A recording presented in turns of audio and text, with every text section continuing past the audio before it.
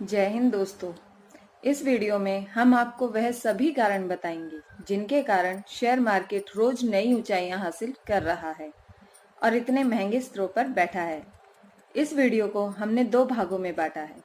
पहले भाग में हमने वह कारण बताए हैं जिनकी वजह से सब मार्केट विशेषज्ञों व लोगों को उम्मीद थी कि मार्केट नए स्तरों पर टूटेगा, और दूसरे भाग में हमने वह कारण बताए हैं जिनके कारण मार्केट न सिर्फ चला बल्कि नई ऊंचाइयां भी हासिल की। ये कारण मार्केट विशेषज्ञों व लोगों की नजरों से शायद चूक गए थे। तो आइए इस वीडियो की शुरुआत करते हैं उन कारणों से जिनकी वजह से मार्केट टूटना चाहिए था। सबसे पहला कारण खराब जीडीपी डाटा और ग्रोथ रेट। 29 मई के द इकोनॉमिक्स टाइम्स की रिपोर्ट में दिखाया गया है कि फाइनेंशियल ईयर 20 में जीडीपी ग्रोथ रेट 4.2 रह सकती है। 15 जून के डीएनए न्यूज़पेपर के अनुसार आरबीआई ने इंडिया की जीडीपी ग्रोथ रेट वर्ष 2021 के लिए 1.5 की उम्मीद की है। 22 मई के द हिंदू न्यूज़पेपर में दिखाया गया है कि आरबीआई गवर्नर के अनुसार वर्ष 2021 में जीडीपी ग्रोथ रेट नेगेटिव हो सकती है। आपकी स्क्रीन पर हमने जुलाई 17 से फेब 20 तक के जीडीपी आंकड़े ग्राफ के रूप में दर्शाए हैं, जिसमें फेब 19 के बाद जीडीपी ग्रोथ लगातार गिर रही है। रीजन 2, बढ़ती हुई अनएम्प्लॉयमेंट दर। 1 जून के लाइवमेंट न्यूज़पेपर में दिखाया गया है कि CMIE रिपोर्ट के अनुसार मई 20 में अनएम्प्लॉयमेंट 23.5% स्थिर बना हुआ है। इसी के अनुसार झारखंड में अनएम्प्लॉयमेंट 59.2% सर्वाधिक रहा और उत्तराखंड में 8% के साथ सबसे कम रहा। 28 जून के इंडियन एक्सप्रेस न्यूज़पेपर में दिखाया गया है कि ताज़ा CMIE रिपोर्ट के अनुसार जून 28 के बाद जॉबलेस रेट 8.59% हो गया और शहरी अनएम्प्लॉयमेंट रेट 10.69% हो गया। आप अपनी स्क्रीन पर जुलाई 19 से जून 20 तक अनएम्प्लॉयमेंट रेट को ग्राफ के रूप में देख सकते हैं। रीजन 3, मोटोरियम और एनपीए।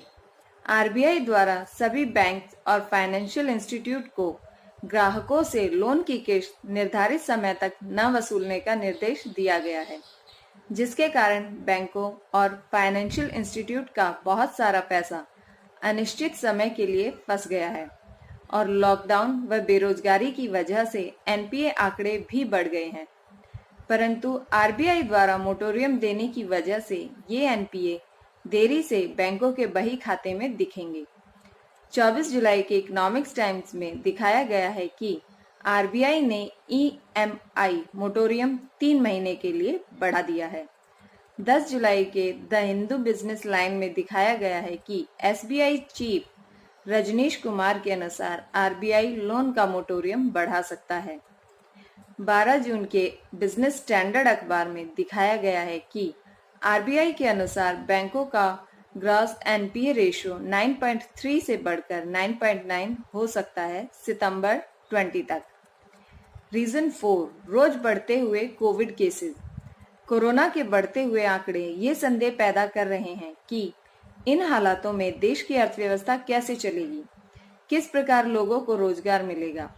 जहां सब लोग सोशल डिस्टेंसिंग और लॉकडाउन में फंसे हुए हैं, तो अर्थव्यवस्था नॉर्मल कैसे हो सकती है। रीजन 5, इंडिया और चाइना के एलएसी पर युद्ध के हालात। इंडिया के चाइना के साथ एलएसी पर जिस प्रकार के हालात बने हुए हैं, उनके कारण कभी भी युद्ध हो सकता है और ऐसी स्थिति में मार्केट धराशायी हो जाएंगे। इस टॉपिक पर अधिक जानकारी के लिए आप हमारी पहले बनी हुई वीडियो देख सकते हैं, जिसमें हमने बताया है कि चीन ने क्यों युद्ध जैसे हालात बना रखे हैं। तो अब बात करते हैं उन कारणों की जिनकी वजह से शेयर मार्केट न सिर्फ टूटने से बचा बल्कि नई ऊंचाइयां भी हासिल की हैं। रीजन 1, इतिहास में पहली बार ट्रेड सरप्लस। आप अपनी स्क्रीन पर देख सकते हैं। 14 जुलाई के ब्लूमबर्ग के अनुसार खपत घटने के बावजूद इंडिया ने जून में पहली बार ट्रेड सरप्लस हासिल किया है। इसी रिपोर्ट में बताया गया है कि जून 20 में डॉलर 0.79 बिलियन का ट्रेड सरप्लस हुआ है, जो जून 19 में इसी समय डॉलर 15.28 बिलियन का ट्रेड डिफिजिट था, अर्थात उस समय 15.28 बिलियन डॉलर की देनदारी इंडिया पर थी। रिपोर्ट के अनुसार एक्सपोर्ट्स 12.41% घटकर डॉलर 21.9 बिलियन रह गया है। जून में इंपोर्ट भी 47.59% घटकर डॉलर 21.1 बिलियन रह गया। स्क्रीन पर दिए गए आंकड़ों से आप देख सकते हैं कि लोह धातु का एक्सपोर्ट 63.11% बढ़ा, तेल के बीजों का एक्सपोर्ट 50.48% बढ़ा, ऑर्गेनिक और इनऑर्गेनिक केमिकल का एक्सपोर्ट 19.06% बढ़ा, जेम्स और ज्वेलरी का एक्सपोर्ट 50.06% घटा, लेदर और लेदर से बने सामान का एक्सपोर्ट 40.47% घटा, रेडीमेड कपड़ों का एक्सपोर्ट 34.84% घटा। मुख्य इंपोर्ट के आंकड़े: सोने का इंपोर्ट 77.4% घटा, कोयला, कोक और ब्रिकेट्स का इंपोर्ट 55.7% घटा, पेट्रोलियम, कच्चा तेल एवं उत्पाद का इंपोर्ट 55.29% घटा, मशीनरी, इलेक्ट्रिकल्स और नॉन इलेक्ट्रिकल का इंपोर्ट 42.02% घटा। इलेक्ट्रिकल वस्तुओं का व्यापार जैसे मोबाइल, टीवी, लैपटॉप्स या कंप्यूटर आदि का इंपोर्ट 34.05% घटा। आप अपनी स्क्रीन पर 16 जून की लाइवमेंट न्यूज़पेपर की कटिंग देख सकते हैं, जिसमें लिखा हुआ है कि इंडिया में 18 वर्षों में पहली बार जून में ट्रेड सरप्लस हुआ है। रीजन 2, आरबीआई का बैंकों के लिए राहत पैकेज दिया जाना। आरबीआई ने 20 में 50,000 करोड़ का बैंकों के लिए राहत पैकेज दिया है, जिसकी वजह से बैंकों के पास अधिक लिक्विडिटी उपलब्ध है। आपकी स्क्रीन पर आप आरबीआई की ऑफिशियल साइट से ली गई ये रिपोर्ट देख सकते हैं। 17 अप्रैल के इंडियन एक्सप्रेस न्यूज़पेपर में दिखाया गया है कि आरबीआई ने फाइनेंस सेक्टर की मदद के लिए पैकेज 2.0 से पर्दा उठाया। इससे बैंकों और एनबीएफसीज के पास अधिक मात्रा में तरलता आ गई। रीजन 3, 20 लाख करोड़ का कोविड रिलीफ पैकेज। केंद्र सरकार के 20 लाख करोड़ के कोविड रिलीफ पैकेज की घोषणा के बाद बहुत सारा धन एक्स्ट्रा लिक्विडिटी उत्पन्न कर रहा है, जिसके कारण मार्केट तेज रफ्तार से नई ऊंचाइयां पकड़ रहा है। 15 मई के द इकोनॉमिक्स टाइम्स न्यूज़पेपर में दिखाया गया है कि इंडिया का 20 लाख करोड़ का कोविड रिलीफ पैकेज दुनिया के सबसे बड़े रिलीफ पैकेजेस में से एक है।